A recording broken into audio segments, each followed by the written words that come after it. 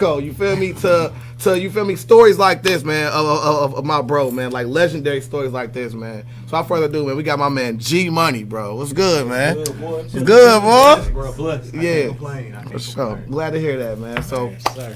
here on the Legendary People podcast, we like to find out the origins of our legends. Without further ado, where'd you grow up? Man, Dayton, Ohio. Dayton? West side of Dayton. West side? Cornell. Cornell. Yep. Shaftesbury, okay. Yeah, Word. View area. I lived on Cambridge since I was 5 all the way to like 10. Mm-hmm. Then we moved to Rustic. I've been everywhere. We lived on Valerie Arms. Valley Yeah, Arms. we done lived everywhere, bro. Word. My stumping grounds was Shaftesbury, Cornell. So, like, who are some of your day one friends? Like, Man. Let me see. My nigga Preach. I don't know if niggas know Preach, but my nigga Sean Moreland. That's one. Sean Moreland, I know Sean. Colonel White. Mm-hmm. Yeah, Preach. My homie Chris Blumenstock. R.I.P. R.I.P. That was a few years ago. Day one. My homie Jay Rutledge. So I grew up with my homie D'Angelo Jackson. R.I.P. Mm-hmm. Got shot when I was 19. Damn, Yeah, we man. died at 16, 17. Damn, Yeah, but yeah, day one's like, I mean, I met him when I was 18, 19. Mm-hmm. So, just growing up with people like that, bro, keep me grounded. For real. Word, man. Yeah. Word. So, what were some of the things like you got into like in the neighborhood, like during your early upstage and Man, it was wild shit going on over here. I mean, we hooped a lot, like okay. everybody. You know what I'm Everybody saying? let it hoop, right? Yeah, I'm gonna put my nigga Preach out there. That nigga got me into so much shit, bro. Okay. Like, from nigger knocking. Okay. To breaking niggas' windows. Nigga knocking was lit, bro. Facts. Knock on the door, nigga go, what the fuck? What the hell am I damn I'm doing? the nigga supposed to be the nice one. Right. Ain't doing shit. Come on, bring your soft ass over here. I'm like, man, let's do this shit. But Word. other than that, bro, we really just hooped. You know what I'm saying? Yeah. Word. Had fun in the neighborhood. For real. Yeah. So, like, what school did you go to? Elementary, I went to Fairview Elementary. The View. The View, yep. From the View to the View. Dayton Academy. Okay.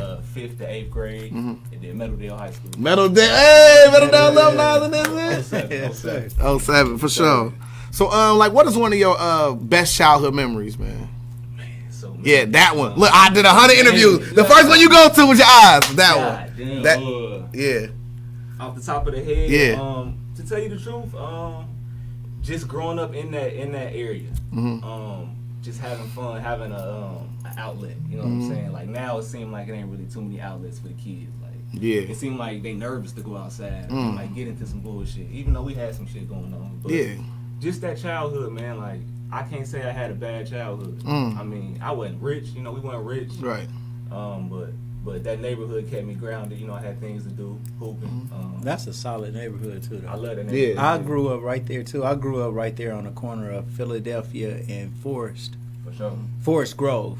For sure, yeah. Yeah, so you know, I was 2005 Philadelphia Drive, Shaftesbury, and all of that. Stanfield, all Of those, yeah, that's right where I came up too. Cause that's one of them good old hood stories, then, man. You know what I'm saying? Man, shit, I got one. I got Yeah. one, bro.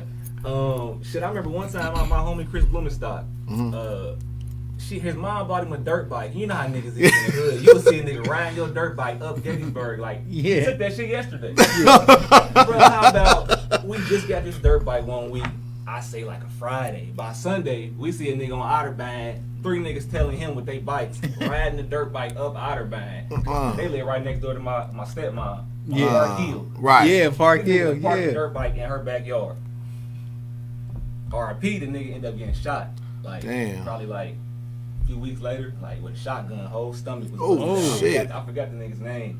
But yeah, just shit like that, bro. Like, Damn. you know, crazy shit was going on in the neighborhood, bro. Everywhere, for real. So like home life, did you have mom and dad at the crib or just mom? Just mom. Yo. Okay. I mean, my pops, I had 2 pops. So, I mean, I was privileged to have 2 pops. Yeah. My biological dad, Gary Frisbee, he went to Meadowdale, played football, went to Ball State, so he had a scholarship. And my stepdad, Kelvin Lomax, Shout out to Big Lomax, his son played football for Colonel White. That's my brother, big step brother. He ended up getting shot and killed in 05. Yep, some bullshit. But yeah, man, I had 2 pops in my life, so I can't really say, you know, I was without, for real. Yep. Word. So, like, what kind of mom did you have? You know what I'm saying? Was she like the authoritative mom? She kind of laid back mom? You have any siblings? She was a little bit of both. Yep. I got 2 siblings. Yep. Got a little sister. She 20 right now, and I got an older brother, which like I said, he passed away. Yep. Also got a younger brother too, through my stepmom and my dad. But my mom, she was strict. but she was lenient at the same time. You know, hard working mom. Worked at the Air Force Base back when I was like 5, 6. From there, she started working at car dealerships and shit like that. Peffley Fords, right there on Main Street. You know, so I used to go from Peffley and go to the little arcade golf course right behind. You remember? Yeah. I know you're talking. Go there when I was like 10 years old, just by myself. You know what I'm saying? So shit like that, you know, that helped make me for real. That's cool. Yep. So, overall, what kind of student were you from? You know what I mean, elementary to high school, since we're putting it all together. Yeah, I mean, I was a pretty good student. I made honor roll. It was effortlessly, like, you know, I didn't really care. So I know I could have did better. I could have did a little bit more, but I felt like school wasn't for me for real. Like, from elementary, I was on the honor roll. Fairview, Dayton Academy.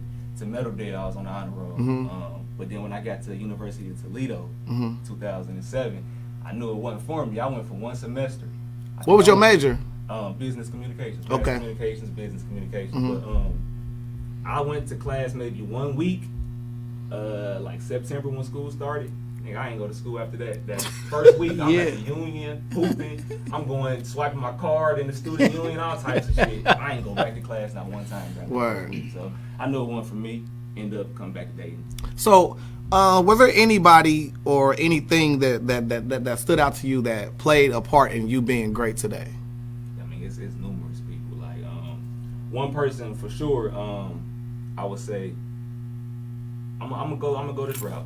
It's a teacher by the name of Mr. Burke, Lorenzo Burke. I don't know if y'all know Lorenzo Burke from Meadowdale, but he was my social studies teacher, junior and senior year. Also my football coach at Meadowdale. But he was a character in my life that kind of just like pushed me to be great. He knew my dad. He knew my dad played football. And me, I didn't play football until my junior year. I was straight basketball. Yeah.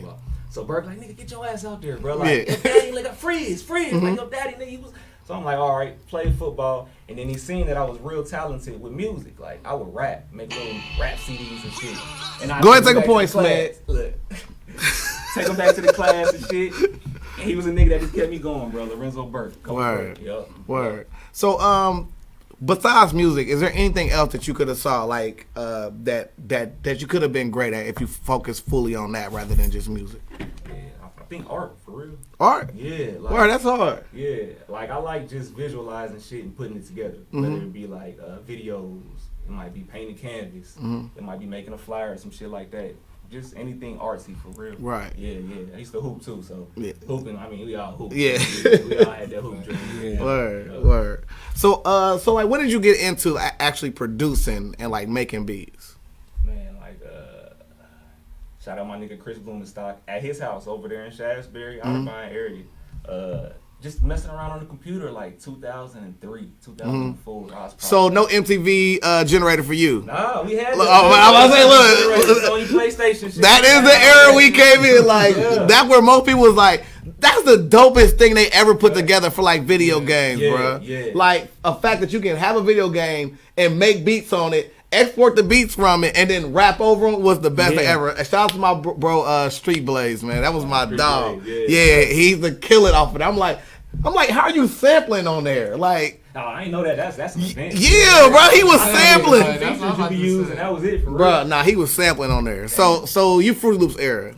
Okay. So your first beat, was it crazy? Was it? Hell no. Now I'm gonna tell you the first beat. So I went to the internet with it when I first kind of got popping, 2009. That's when I really converted my beats to the internet. Okay. I got on SoundClick. Everybody know about SoundClick. Yeah. Bro, and the beat that kind of popped off was a. It gotta be. Was it that? Oh, I think the. It was the T-Pain sample. But you already got it though. You already. I sampled T-Pain and Dollar. That was the DeRoe one. Not the DeRoe. That was a little bit down the road. When I heard that DeRoe. It's the same level, though. It's the same level. But this was that T-Pain and Dollar shit. That who the fuck is that? Yeah. I sampled that. You know, stripped it. Put some weak ass bass lines behind it with some snares. Yeah. Them motherfuckers ate it up, bro. Yeah. What? Maybe I think it was just they loved it. A sample being played with some drums behind it. Right. Niggas would start buying it, $75 tracked out leases, $25 MP3 leases. Like straight to my phone, bro. Like first week. I had just made my account, bro, and put that beat up there. I say within a week, bro. Niggas hey, bro, what you doing with that beat? I'm Yeah. like, shit, I put it up there for you to make a song to. I ain't know nothing about paying for the beats, but I had an option on there. I knew to click that. Yeah. And PayPal.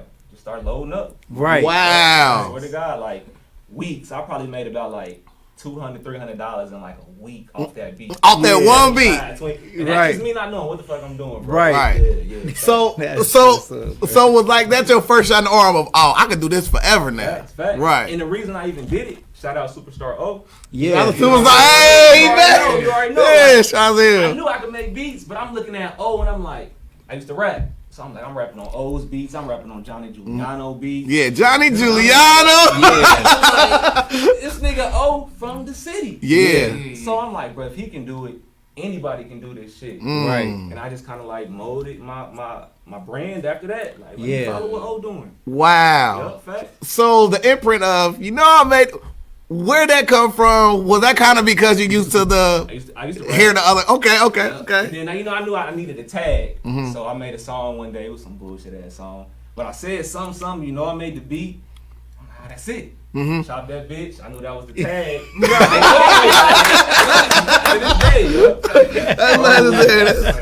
Do you remember what the song was? Hell no. It don't matter. It probably was somebody else's beat. So I don't even know. Yeah. So to me, like, that was the best era of like rapping. Well, I mean, of course, I'm a little bit like nostalgic because I'm there, so I'm being a homer when I say this. It's like the fact like you could just like go through these different catalogs, different beats, find the one that like fits your style, your tempo. Because back in the day when you go to studios, like your bro will bring a CD full of beats and none of them is yours. Like None of them. none of them is the ones I want. 11 of them. Yeah. They done went through this 10 times. Yeah, like, bruh, nah, none of this is it. Let's just do this one. Going to the internet to go get a beat was like legendary, bruh. So like you taking an early acceptance to me is super dope. So like, what was your very first big industry move? 2011. I had a few placements out there. So how many times between the very first joint to so from the very first joint, 2009. 2009? Yep. So you staying down, staying loyal, consistent. Weekly, like, Okay. not even weekly, daily. I was putting beats out there. Yeah. Probably had about like 200 beats up within like 3 months. Literally. Like literally, we'll put like 5 beats out there like a day. Some days. But man, I say my first like placement came probably like 3 months in. A guy by the name of Young Dread. It's a Young Dread out there now, but it ain't this Young Dread. Yeah. It was a Jamaican rapper. But he had wrote for somebody that did a song for the Grammys at the time. Yeah. So he was just giving me all this info that I never knew nothing about with publishing and doing all that. And that was about 2009. He tried to sign me to a production deal. So that kind of like, I stalled out then, like, nah, I don't know nothing about no production deal, bro. Like, I ain't trying to get You like, into wait, that. man. Yeah. Yep. But he did write a song to one of my beats that kind of landed in this movie. And it got some notification, some notoriety from the Grammy committee. Yeah. 'Cause he was actually working with the Grammys. But that was my first big move right there, yep. Where Damn, that's what it's for. I mean, what was the movie? Can you give us the movie? It was some little low budget, like it's like a Shotas type movie. Oh, okay. Yeah. Okay, They cool. film, but they had some type of connection with the Grammy committee. Yep, right. Doing the music and all of that for Word, yep. word. So, like, where does life take you after that? Man, 2009, 2010. I was still in the city moving around up until 2012. Like, I made a big impact 2009 on the internet. I started jugging around the city. Okay. Like, with all the local artists that I never really got to work with. The Shy Smokes of the Shy world. Smokes, yeah. And you see, I've been messing with Shy Smokes since I was 15. Like, I was hooping at Metal Deal, 05, 06. Yeah. Making beats Shout on Shy my Smoke. laptop, not knowing what I'm doing. Yeah, shout out Shy, bro.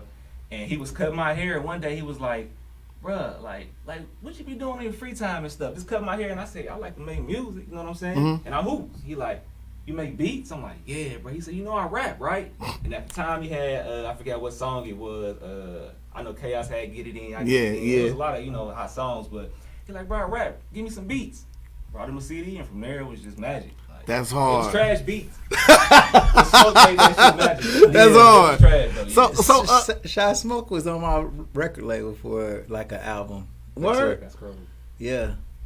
Mouthpiece Records. Yeah. Man, It was called Shipping and Handling. damn. That was the project that he had. And I think he actually took an album cover with my UPS driver and made his cover. Yep. That's hard. Shy and Doc.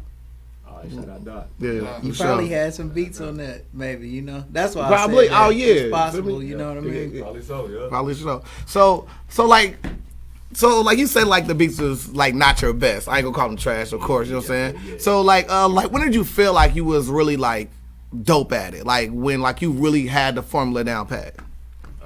It was before I moved to Atlanta. One instance, 2011. I had just bought a Mercedes, bro. Like a 2004. At the time, it was a S430. Oh yeah. Black thing. Black on black, yup. That was 2011. So at the time, 7 years, 2004. I had just put some rims on it from Extreme Auto Sports. There you go. Shout out to Extreme. Shout out to Extreme. So one day, Peso finally called me. I had never really, kicked it with Peso, never talked to him, but I knew Peso was doing his thing. For sure. He had a video shoot with Fat App. Mm-hmm. And Fat App had did a song on one of my beats called The Villain. So he told me to come down to the video shoot at Extreme Auto Sports. And just pulling up at Extreme, just got the Mercedes, just paid cash for it, had the the rims on it, and being in the video shoot, just making it feel like I made a staple in the city, as far as music wise. Yeah, that felt good for real. Yeah. Word. Yeah. So let me ask you, you know what I'm saying? Like, you know what I'm saying? It's like a niche question, right? So like when you make a beat, right? Do you kind of have a direction you want to make it, and then like, what if an artist get it and like they just like, for instance, so like a person can pay for the beat, right? But like, what the person that pay for your beat is like trash, like wild trash, like terrible trash, like I don't want. Can I take my tag off of it? Type of trash, right? Yeah. How do you feel when you like when somebody pay rather than somebody that's actually talented to get your beat? I mean, I always like getting paid, so right? Whether it's like a trash rapper or not, I still kind of take the money because I got bills to pay. But I'm not gonna finesse them in a way. I'm gonna make them like I'm still promote their music. Now it might be some shit where a nigga just like lease my beat off the website and he send me back the song in the email and it's trash. Right. I'm like, all right, I really ain't gonna put it out to the world, but I still show you love. You need some beats down the road. I throw you. Right, because he on his way. Exactly. Yeah, he on his way. He did business the right way. Right. Okay. I like people that pay. Yeah. Front. Yeah. Like we all do. Yeah. So you did have a little bit of thing that kind of like went viral. You know what I'm saying, like you was having gripes when it come to beats and stuff like that. Can you give us a little bit of that? I mean, it's more than a few, bro. Like, well, come on. We here for. So before the big Bryson Tiller shit happened, Let's go. I had an instance in 2013. I had a song with MEEK, Fabulous. Yeah.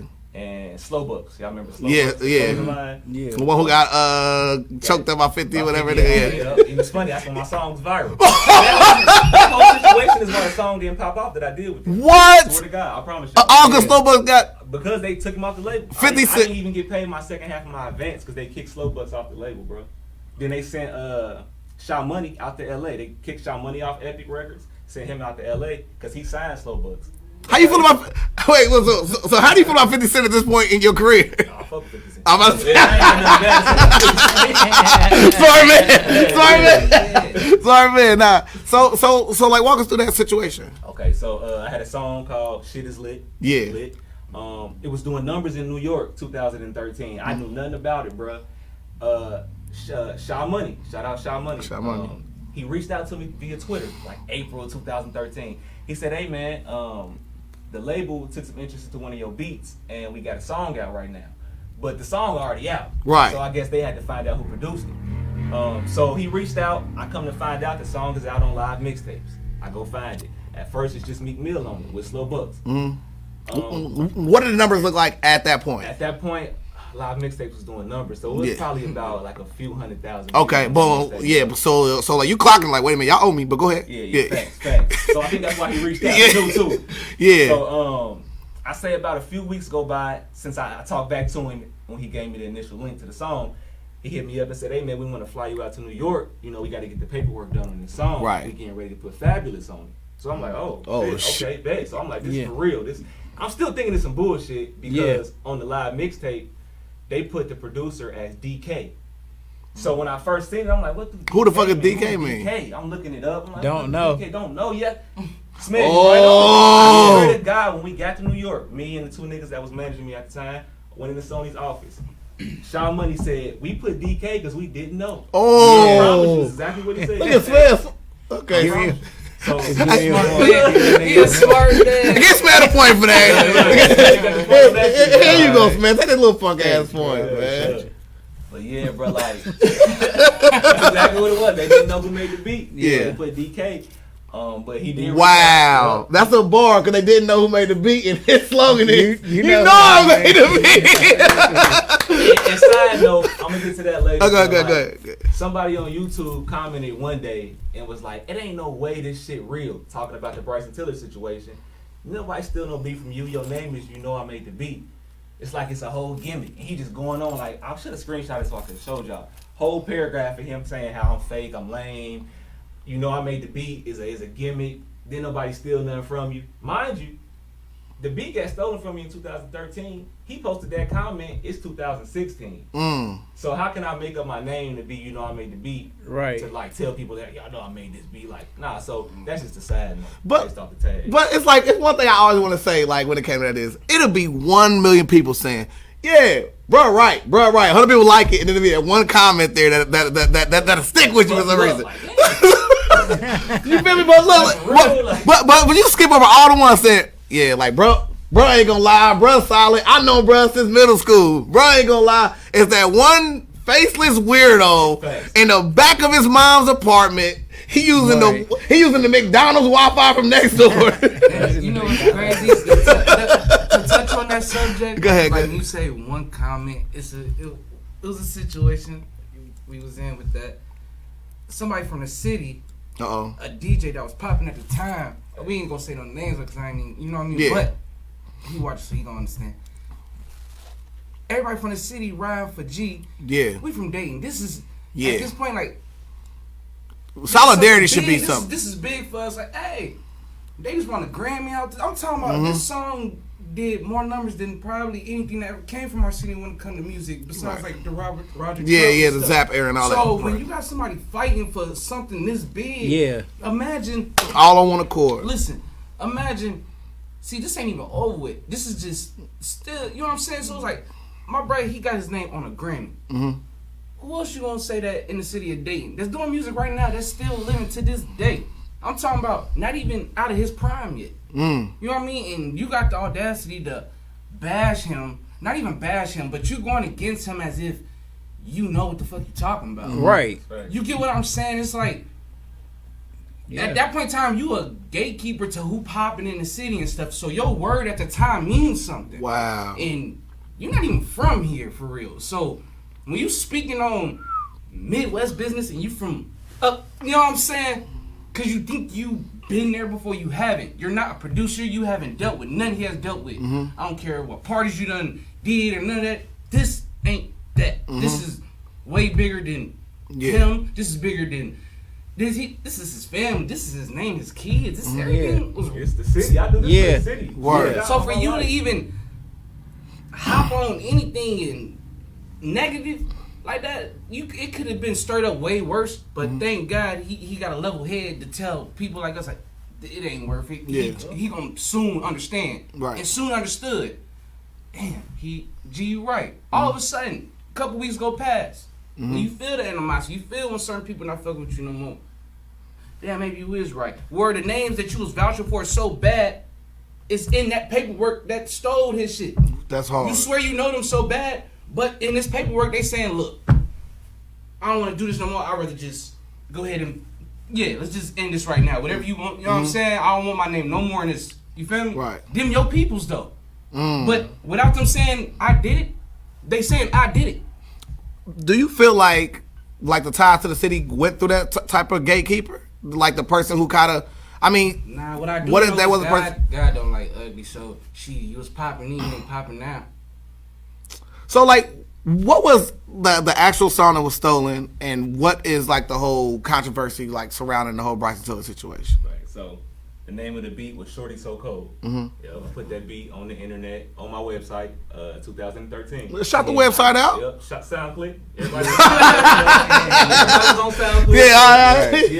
I put it on SoundClick January 1st, 2013. Still got the date. It took a few months for that beat to get popping. I say by March, I was getting people sending me emails. Like I got thousands of emails, man. Like where people were saying like, bro, you a genius for this beat. Like at the time, I'm just putting out shit. Like you a genius. Like where you get that sample from? Drake type. How you do the drums like that? Swear to God, like thousands of emails, bro. And by March, like people start leasing the motherfucker from me. Like, bro, I mean, I don't want to put the number out there. Yeah, but it is a lot of people that lease that motherfucker. Right. By May 26th, I got an email from Cortez Bryant, Lil Wayne's manager, and Karen Civil, saying that YMCMB took a liking to the beat. They wanted that beat for Drake, they wanted another beat for Tiger, and they wanted another beat for Nicki Minaj. So I'm like, okay, bet. Like, is this shit real? Yeah. Of course, I did my vetting, make sure everything was cool. And he ended up being a real Cortez, bro. So I sent him the files. Like, no money was asked for, nothing at this time. Sent him the files. The tracked out files, the beat, everything. He reassuring me, yeah, bro, Drake loved it. Drake loving it. Blah, blah, blah. About a month go past. I don't really hear nothing from the song. You know, I'm like, all right, damn, they ain't put it out. You might have recorded, they ain't did shit with it. 2 months go past, I don't hear nothing. I'm reaching back out to Cortez. I'm like, hey, man, like, we was trying to come down to Miami, chop it up, you know, at the studio, meet y'all and do it, everything. Karen Civil actually responded and said, no worries. Everything is still booked. You know, your flight to come down to Miami is booked. They're still doing the music and everything. Cut to after that email, all communication lost. Like emails start coming back undeliverable, bounce back, all types of shit. So that's from May they reached out. June I sent them the files. July, August, September, October, really just start to cease communications. For real. So at that time, I went to go see some attorneys. I'm like, what should I do? Because I was dealing with the shit is lit situation with Slow Bucks and them at the same time. So my attorney at the time was Donald Woodard in Buckhead, Atlanta. And he was just telling me like, man, I know Sha Money. I know Cortez. Let me see what I can do. That's all. He got on the phone with Sha Money. That's how I ended up getting to New York, handling that situation. He could never get on the phone with Cortez though. So I chalked it up as a loss. Cut to, man, we ain't heard nothing back. Look out for the song. I looked out for the song for years until 2015, bro. Bryson Tiller came out with Don't. So I'm like, damn, who is this young nigga popping? Liked his music. His next follow-up single was Exchange. And I swear to God, I had about like 20 different people call me. I was one of Mom Duke's first that said, ain't this your beat? Like his mom. Like, shout out, and she my business manager as well, too. Shout the mom. Yeah, shout out mom. She riding in the car, she said, Gary, I just heard your beat, Shorty So Cold. Mind you, she been in the trenches with me from day one, going to get the attorneys in 2013, all of that. Right. So she knows, she like, gee, I hear your beat. It's on the radio, finally. We said it was gonna happen. So after that, I'm kind of like, all right, mom, you know, cause I'm still her son, so she's doing what she do as a mom. My wife here. When my wife heard it, I knew it then. Anytime wifey likes something or she hears something, she gonna let me know what it is. She's like, nah, babe, that's your shit. That's your shit. So I started doing all of my research. I'm like, who produced this motherfucker? I went and looked up Bryson Tiller's album, Trap Soul at the time. He had just dropped it, 2015. Shit, by January 16, I'm on his ass. I'm looking up the album credits. I'm like, so where's Exchange at on this album? Number 3, it's track 3. I look at the credits. It say produced by the Mechanics. So at the time, I'm like, damn, how can I put the Mechanics? Who is the Mechanics? I know the Mechanics, but I don't know the Mechanics. So at that time, I'm still getting my info. I go search up the Mechanics. I find pictures. The Mechanics working with Cortez Bryant. Doing beats for YMCMB and Drake. Months, like literally a few months after my beat was stolen. These niggas is in the studio with Cortez taking pictures saying how we got all these songs coming with Drake and all of that. On top of that, I go down this nigga's page in April of 2013. I told y'all, Cortez and Karen Civil reached out to me May of 2013. How about the Mechanics and them got a post where Karen Civil sending them free gifts and shit. Sent it in April of 2013. So you good at wait, nigga, you good at research like I'm good at research, nigga. You got that. Listen, all this came from his doing when I that's hard. Research paperwork, like folders and photos of self-investigation. Like, don't hire nobody. Like, how are you putting this together? So let's all be a nerd for like 2 seconds. Everybody ready to be a nerd for 2 seconds, right? So I have this theory, right? So we are in Dayton, right? We got the Wright Pat Air Force Base, right? I believe they really have a UFO down there, right? Because if you can see something the way it's constructed, you can rebuild it, right? Is it possible somebody can hear your beat and rebuild your beat?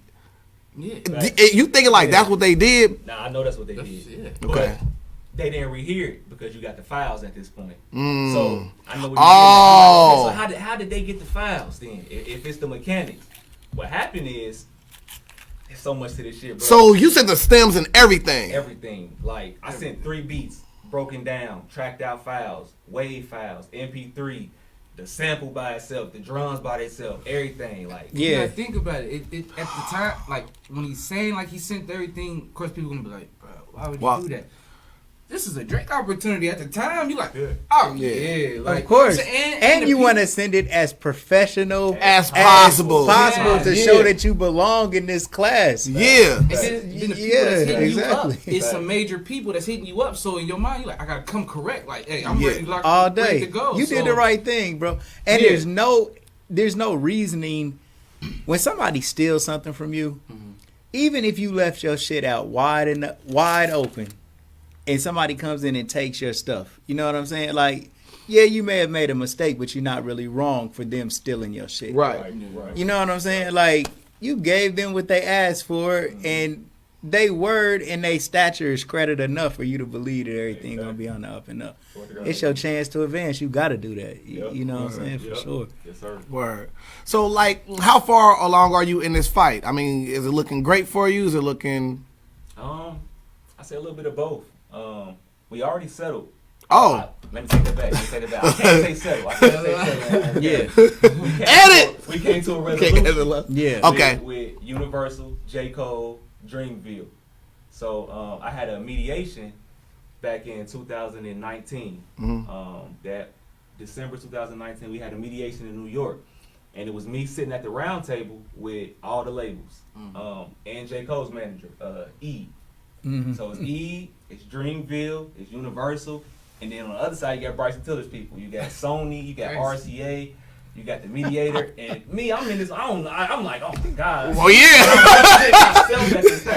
What? Like my attorney, like so long, bro. It's so much. Man, you in there by yourself, Dolo. I swear to God, me, Prince Doogie, my artist Prince. Shout out to Prince Doogie. Dugan. Shout out to Prince for sure. My mom's business manager and my professor from MTSU. She not my professor, but she a professor up there. Yeah. Brought her along. Just so, you know, got the insight. We got some credibility in this room. Right. Yeah.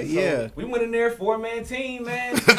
Against all these motherfucking $1 billion companies and J. Cole's manager, and we killed them. Like, what set it apart though for J. Cole's team to resolve it was Bryson Tiller's attorney is an asshole. I'ma straight say that. Like, he's an asshole. A high paid asshole. So he do good. Yeah. He doing what he do for the defense. But I mean, he stood up right in the middle of the mediation after I gave my, my 5-minute little brief. He stood up and said, basically, everything you saying is trash. You basically lying because my clients has never even done business with these people. Mind you, his client is Bryson Tiller and the mechanics. Right, and the mechanics right there with a picture with Cortez and all of that. He don't know nothing about my picture, screenshot. His client is Cortez Bryant saying he worked with YMCMB. Right. So I let him do his little brief. Got the ace of spade rating on his I ass. swear to God, bro. I had that shit. I said, watch this shit. We had a little argument too in the mediation because I tried to cut him off, and they kind of told me, like, you can't really do that. I'm like, all right, cool. I got the paper ready. We had a screen just like this in the attorney's office, big as hell, with all of our. I had a Mac Mini, flash drive, pulled everything up on the screen. Bro, I pulled up the picture of Cortez while he was still talking. After we had the little argument, I said, all right, because we had a Mac Mini, like right in the middle, connected to the TV. I pulled that shit up off my flash drive, bro, and put the picture of Cortez and his client on the screen while he was talking. Talking about like they have no correlation with each other. And look at these. I left it right there and let it sit for a while. And then when he got finished talking, that's when me and Mom Duke stood up and we said what we had to say. I swear to God, they ended that shit right there, like in the middle of our little. This was the intro. This was the brief. Everybody supposed to get up and say their little, like their take on it. And nobody even got to their takes. It was me talking, and it's Peter Anderson. That's Bryson Tiller's attorney. Right after he said that shit, we put that picture up, bro. They was like, headshot. We need to have a little time to kind of talk about this for a second. Yeah. Alita, shout out Alita, that's the mediator in New York. She came in our room with us and said, J. Cole's and the team would love to settle this right now. Yeah. After that picture. Yeah. But Bryson Tiller's attorney and them, they ain't budging. They're like, nah, like, my clients did not do this. Like, he riding for him like it's his family, bro. Like, but they paying this nigga top dollar. So yeah, they protecting a lot. They protecting the highest honor that you can get in the music industry, right? Yeah, right. A Grammy is You know, it's the same thing as an Oscar. You know what I'm saying? It's this is the highest. This is what we. Bryson Tiller won an Oscar. I mean, won a Grammy off of it. He was nominated. Yeah, and I think he should have won it at that time. Of course, I forget who won it. But he was right in the mix for it. Yeah, he was nominated. That's what I'm saying. It's like, I got a lot right on that. That's arguably the biggest song that Bryson Tiller has literally ever made. Probably ever gonna have. That's his number one selling song. Yeah. So, I mean, you strip that whole, it deteriorates from. Yeah. You know what I mean? It's amazing that people, man, in a position to do right, man, just still trying to finesse. It'll be best to bring a bro up like why not just pay you though? Why not just say, damn, this the brother sent us the beat. Yeah. Let's pay him for it. And if you want to go and work with the mechanics on other projects, do that. But just this the brother made the beat. Just pay him. I don't understand. Don't you got to pay the mechanics too? Or it's a reason, man. Yeah. It's so diabolical, bro. That's the word I'm gonna use. It's diabolical. Like, you know how we say, like, is that Will Smith, Chris Rock shit real? Yeah. It's that. I swear to God, it's that, bro. Like, they doing this shit purposely. Like, the reason that they don't want to put me out there, like, make it right is because the mechanics is tied with Boy Wonder. Drake's producer, Boy Wonder. That's how Deja Vu and J. Cole got brought into it, because these niggas was collabing together. They made the Bryson Tiller beat together. But the mechanic nigga, Foreign Tech, when the song never came out, they said, all right, well shit, I'm gonna take it over here with Bryson Tiller. So let me back. Oh. J. Cole's song was made first. That's why it's back in 2014. That's the interest. But it was them collabing. It was Boy Wonder and Vinyls. Those are the two producers on Deja Vu. Boy Wonder and Vinyls was the mentor to the Mechanics, which is Foreign Tech. It's Mechanics is their production group, but Foreign Tech is the name. Right. Yeah. They was mentoring him. So it's lives out there all over Instagram, all over YouTube, where Foreign Tech is saying, like, nah, my first big placement was with Boy Wonder, was with Vinyls. It wasn't just Exchange. I've been doing beats with them for years. So that I already knew then. Y'all been sharing these files for fucking years, bro. Like, y'all got them files from Cortez, from the label, did what y'all needed to do, made a nice little masterpiece for Drake. Drake didn't use the motherfucker. Foreign Tech on the other hand said, okay, well shit, song ain't coming out, you know what I'm saying? I'm gonna do the same thing and give it to Bryson Tiller. And that's how Bryson Tiller got the placement. And he the only producer on that Bryson Tiller song. So it's like, it's some snake shit, bro. And then like for instance, so like I remember in the Fruit Loops era, right? Like we would go buy a, you know what I'm saying, a beat package from, you know, so it's like Dr. Dre sounds and third. So like having those sounds and not being paid for, at least like them taking your action, because like you a producer, so you will get like a wave sound that'll be a sound, and you will change that sound, alter the sound to make your own imprint and signature on it. Yeah. So for the people that's at home that's watching, like, what are you talking about? So they will have his files be able to take his drums, take his melodies, take your Swayze for real, and then start to produce for these mainstream people. So that is the big like sham in it. Also, just from stealing from you, like. So man, so like, what kind? I mean, of course you can't put a dollar amount on there, but what would be a way that you think that they could clean this thing up? I mean, to tell you the truth, just some type of notoriety for the whole situation, like whether it be financial, like that's always great. Yeah. Like I said, J. Cole and them made it right instantly. But shout out to J. Cole. Shout out to J. Cole. Yeah. Shout out Dreamville. But far as Exchange and Sony, like just come correct, bro. They know this situation is fucked up for real. They know some shit happened. It don't even gotta be a big financial payday. Just some type of note. I would like for them to sit down and meet with at the table, like, hey, bro, we want some placements. Like, we'd love to get you some extra placements. We'd love to put you in front of our artists, some shit like that. Yeah. They never really like went that route. It's more like we don't fight this shit to the end. And I want to say this, like, the energy you put into the universe, you do receive back. Absolutely. So you can tell the different parties handled the situation. Oh, they knew. Oh, this is a fucked up situation. Let's get this young black brother what he deserves. Right. Because we don't even need this. You know what I mean? Like, yeah. And then you got the one side who they've been doing shady business for so long, even with Cash Money and all these other people. Like, that's their nature. That's them. Right. You feel me? Them doing something right is beyond imagine. You know what I mean? Right. That's not even something that you should be thinking about right now. They're never going to make it right. They're going to fight as long as they can fight no more until probably somebody underneath them be like, look, I'm about to just throw you, son. Just, you know what I mean? We took a group vote. What he talking about don't matter no more. Right. Because it's been going on. But like you said, you can see in the artist, you do something right. Look, blessed. That song for J. Cole went platinum still. You know what I'm saying? All of that. Song at the time. Yeah. Which is crazy. Out of all them years, Deja Vu ended up being your #1 charting song. You get what I'm, it's the sense. energy that you put in. Like, right. We not even about to do this young brother like that. Like, we got something big and good here, and they knew from the instant. We ain't about to mess this up for us, cause with Bryson Tiller, believe it or not, this whole situation put a big damper on his career. You know what I mean? Like, ain't no telling. He could have been got about 200 more of these. Yeah. It's a reason why he ain't recuperated with that same type of karma and bad juju on his name after he did that. They didn't make that. That's not a genuine beat from them. That's not they God-given Bryson, talent. but ain't Bryson Tiller more like collateral damage in it all though? Because he don't got really shit to do with the beat. All he did nothing. He just know somebody gave him a beat. He really didn't know the origin. Who came? They said it was the mechanics. Okay, good looking. They really ain't. He probably knowing his heart like, damn, you know. I reached out to him a few times. Yeah. I seen him, he looked at the message, seen it, he didn't really care though. Yeah. I mean, but like I said, that's just bad business on y'all side. The fact that I don't got nothing to do with it, just guilty by association. Yeah. It's sad, but that's just how it is. It is. I mean, he ain't recuperated.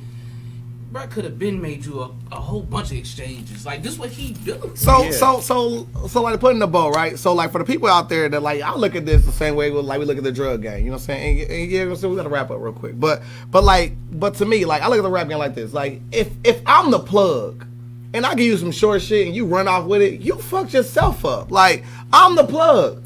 And then, and for you to do that, not knowing who bro really is, I mean, let's run down some of his discography. We got Meek Mill, Hustle Gang, KASHDOLL, TRAE the Truth, Montana 300, Bees Believe, Fabulous 2 in this situation, BBG, you got Gucci Mane, Shy Smoke, Jadakiss, Dej Loaf, YKOSIRIS, and the list goes on. So you really cutting your hand off with somebody that's literally feeding the industry right now. I named a bunch of people that are still relevant today. We're not talking about it beforehand. So what is next for the great G Money, man?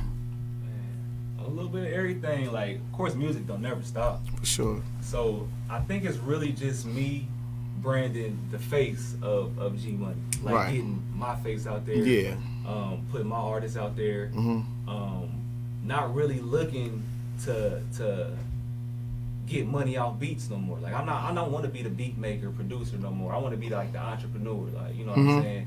I want to have businesses out here, which I already started, but really just put my team on, man. You know, building. I want to open up a restaurant. There you go. I want to do a lot of different things. Yeah. Bro. I want to open up, I made the beat store. But we got like these beat pods. Like I had these beat pods, kind of like studio pods, but it'd be set up like you had a amusement park, like a metaverse type thing. Metaverse. I was already thinking that. I'm lined up with you, Ken. Yeah. I'm telling you, go get that Oculus. Get the Oculus, and bro, we gonna build together inside the metaverse. Bro, I guarantee it. That's where it can start. I just want to have like little 6 pods to where you get in the pods with your crew or whatever. Y'all in there on Fruity Loops or whatever y'all doing, but it feel like y'all in another world. Yeah. Kind of look like an Apple store setup though. Maybe like a rock studio in the back. SMED. I swear, bro. Wait till when we get off here, I'm gonna rock with you. I'm gonna tell you some sweet shit that we got. Yes, sir. So man, here on the Legend of People podcast, we have a thing called the butterfly effect. Either something you said during the course of the interview or something I found in the course of my research that I found was truly profound and amazing. Look, man, I stutter not to get through that every single time.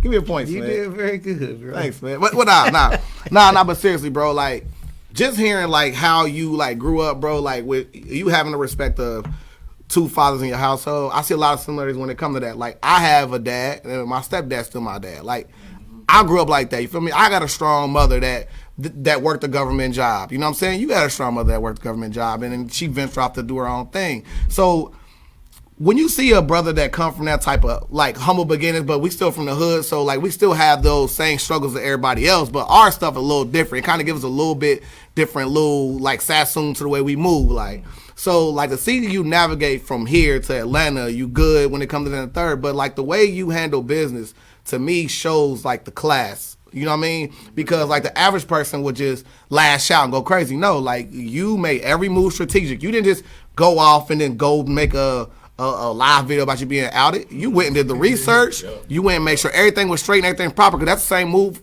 a method I would do. Like whenever my girl try to say, oh, you was wild that night. Remember we had Lonnie Black? Nah, like Lonnie Black was like, here's a video of him leaving at the time he said he left. Deal with that. You know what I mean? Go get the research. So like for you to show that polish, because we have this story, man. How many legendary stories we done had?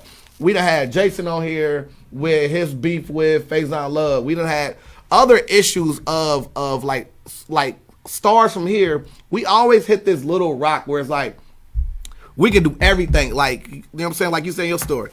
Honor roll. This. I tried this, I was great at this. Tried this, I was great at that. Every legend we have that same DNA, bro. We try something, we good at it. Try something else, we good at it. And like that's why I want to ask people, like, what would be something else like you'd be great at? And then you was like basketball, sports, whatever. But the fact that you chose this lane is really going to be like the reason why you're a pioneer in it. Because when you focus fully on things as a legend, you come from that DNA of just, fuck it, shit can be messed up, I'm still going to work my way through it. It's what's going to catapult you to the next level of where you're going, bro. You are unequivocally a legend, bro. Sir. For sure, man. I appreciate it, bro. You know, it's all love. For sure. Yeah. I always want to come on here, you know what I'm saying, talk my shit with y'all, bro. It mean a lot, real shit. Word, bro. This platform.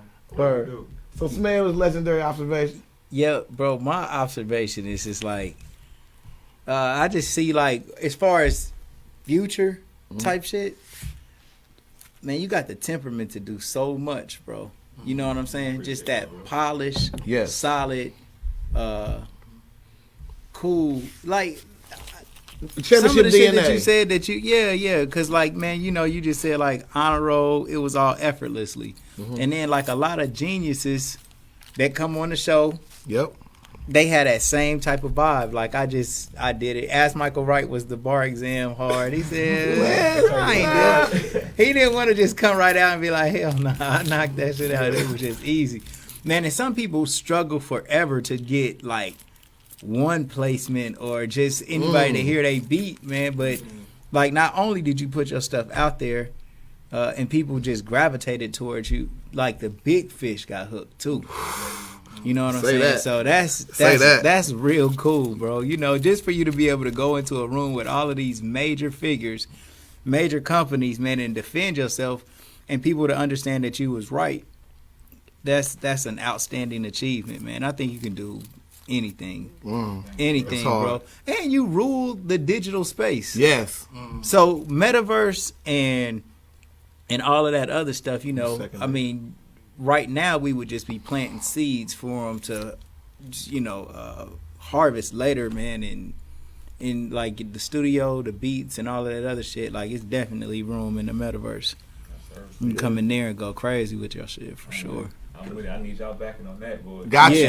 Got you. Yeah, I'm in there going crazy. For sure, man. So, like, give us some good words of encouragement, man. Look at your camera right here, man. All right, oh man, shit. I mean, whatever y'all doing, bro, just keep going, man. Don't never let nobody stop your shine, bro. Don't never let nobody block y'all, man. I mean, I've been doing this for so long, and I still feel like I got so much room to grow for real. Yeah. I mean, it ain't never no stoppage with the level up for real. So, I feel like sky's the limit. You know what I'm saying? Networking is big. Get with people that's like-minded, you know what I'm saying, and on the same level that you on, you know what I'm saying, and don't discredit the other people as well. The people that you feel like, you know, still ain't on your level. You got to be humble, bro. Everywhere you go, everywhere you know, every way you move, you got to be humble, bro. So, you know what I'm saying, just keep moving, bro. Keep pushing and level up for real. I tell everybody level up. So yeah, and there's a couple of names I want to say this podcast in front of you right now. Of course, you already did, you know what I'm saying, beats with Shot Smoke, community server. I mean, of course, you'll say you gotta look out for the Fab. I said Fab. The Flamborghini. He's a day fabulous to me. The Flams of the world.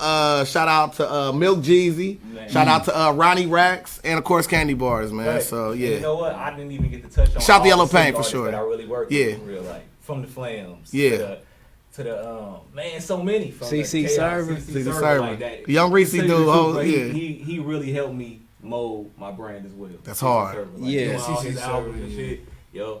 Hey, no lie. this no lie. That album he dropped at 3 Feet from Gold, Yeah. I kid you not. That's hard.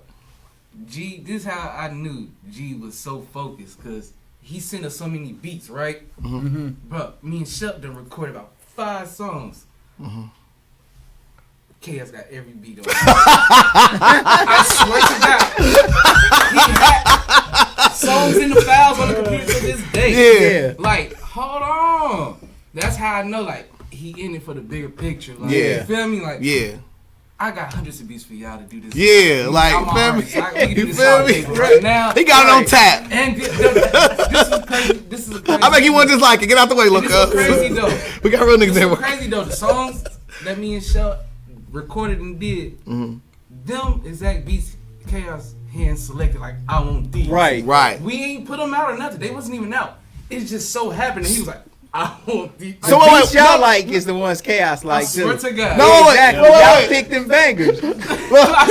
I got a proclamation. You should be executive producer of his next album. To tell you the truth, I'll be in there. I'll be in there. See that? I Yeah. always play the little thing, but that's crazy. Yeah, it's hard. I So, always resented that. Like, man, that's some bullshit. I'm like, those bangers too. Like, dang. he's adjust your ears. So, SMED, bro, you can pay some bills real quick. Yes, sir. Hey, Sheiks for breakfast, Agnes All Natural Grills for lunch. If you ever injured, call attorney Michael Wright. When you want to get lit a little bit, get you some Kiara wine in the shoparea.com. We at Camera Kings, Gold for Your Mouth, T-Shirt Kings, and tonight, Sales Stocks Not Dope at 8 p.m. Yes, Peanut sir. Johnson going to teach you how to get a big bag from investing your money in stocks, doing the right thing. Man, make sure y'all go get y'all an Oculus headset. Yes, sir. And come to the metaverse, man. Come and holler at me. Gold for Your Mouth, Meta Mall in the metaverse. Take a and selfie with the golds in, bro. Yeah, man. Real shit. Yeah. Yep. All right, y'all. Tuesday we got Ron McLean coming. Monday, it's gonna be Keith Camp, bro. oh, we got Keith Camp Keith on Camp, Monday. man, So tomorrow be 7:30. the bread. Yeah. Tomorrow 7:30 Keith Camp, and then Ryan McLean, the real guest that I want to promote. Like a point, bro. You can't just jump over again. Man. You gonna... I'll just play. Nah, for sure. But we were supposed to have Ryan McLean on the show last Tuesday. And then you know? Tuesday before then, you know what I'm saying? I don't know what's going on, It- SMED. nah, I mean, like it when I wasn't a schedule Tuesday guests, before oh wait, SMED, when I schedule guests, you feel me? Like they pull up, you feel me? You know what I'm saying? Oh well, I personally told the mayor to come the next week because I was Take a point from SMED, bro. I rescheduled the mayor, and I call her the real mayor, man. You know. Yeah. Y'all said yeah. Now Jeff Mills. Shout out to Jeff Mills, bro. punish us all. Look, I call Jeff. I'm Mills is saying the yeah mayor. for you, not for me. Jeff Mills is the mayor right now, but Ryan McLean is like the honorary mayor that we all remember for Dayton, Yeah. Ohio. That's Like, for the people. The most lovable, real man. talk. So, man, I'm thankful that she honorable. gonna come on the show. Yeah. All right, and then that's it, everybody. So we love you all, man. Like, subscribe, Man, that ring ain't the it. bell notification. What more do you got to say? Legendary Go ahead. people, legendary story. Be a capitalist, not a victim. Live for y'all. Bow. All right, man. Love y'all, bro. Peace.